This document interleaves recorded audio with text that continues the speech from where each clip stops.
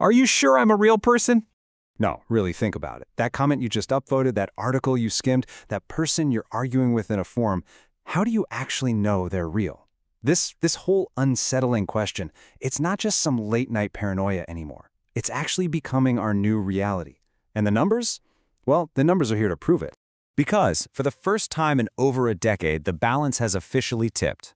According to the 2025 Imperva report, automated traffic has surpassed human traffic. A staggering 51% of all web activity is now non-human. We are officially the minority online.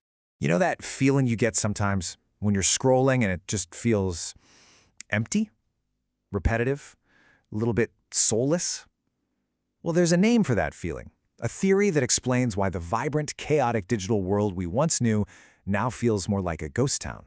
It's called the dead internet theory, and the core idea is pretty simple and pretty terrifying. The internet is no longer a space for authentic human interaction. Instead, it's become this bizarre ecosystem dominated by AI-generated content, automated bots, and corporate algorithms, all of it designed to keep you scrolling, not connected. Now, this idea didn't just pop up out of nowhere. It started as this growing unease, this murmur in online forums back in the late 2010s. It was officially put into words on a forum called Agora Road's Macintosh Cafe in 2021. And what started as, a niche conspiracy theory has now become a pretty plausible way of understanding our digital reality. The theory basically says we've seen this fundamental shift from the old internet. You remember a place of user-generated content, weird niche forums, personal blogs, to the new internet. And this new version?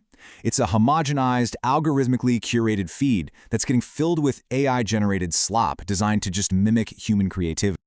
Okay, so is this all just a vibe, or is there actual evidence to back it up? This is where we start following the data trail, and honestly, the numbers are genuinely shocking.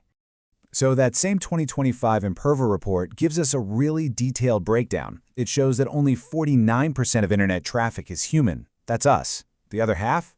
Well, 14% are good bots, things like search engine crawlers. But 37%, over a third of the entire internet, is malicious bad bots. And this isn't a new problem. It's an accelerating one.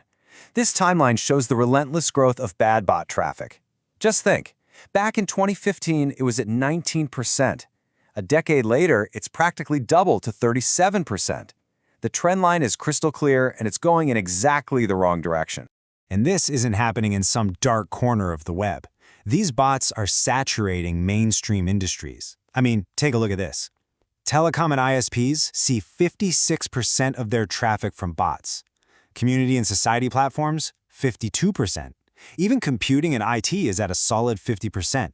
These aren't fringe numbers. This is the new norm. So what's fueling this explosion? What changed to make bots so incredibly dominant?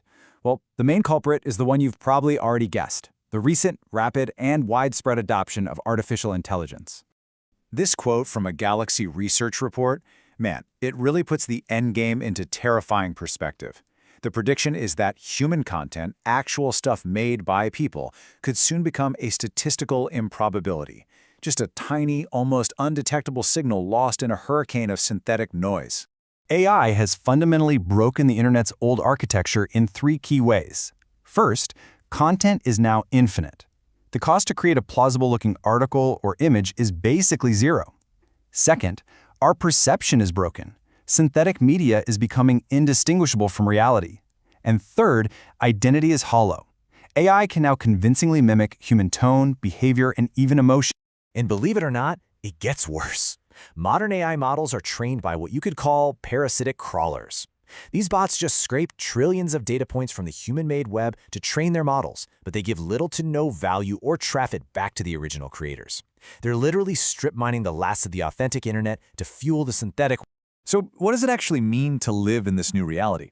What are the real-world consequences of a digital world that is no longer built by or for humans? Well, there are 3 major impacts. First, a catastrophic erosion of trust. We just can't be sure if what we're seeing online is real anymore. Second, you get this homogeneization of culture. As AI models train on their own output, they get stuck in a feedback loop, just recycling the same ideas over and over. And finally, you get the creation of a simulated public sphere, where bots are literally talking to other bots to create the illusion of consensus. You can see this shift on the platforms we use every single day. Social media isn't very social anymore, is it? On Instagram, users spend as little as 7% of their time with content from accounts they actually follow. On Facebook, it's just 17%. We're not connecting with friends, we're just consuming media in an algorithmically designed content loop. So, all of this brings us to the final and maybe the most important question.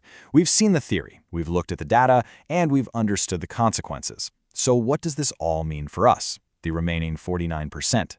As the internet becomes this endless hall of mirrors, just reflecting synthetic copies of copies, the search for authenticity, for a real human connection, becomes the most critical challenge of our time. So, I'll ask you again, how are you sure you're the only human here?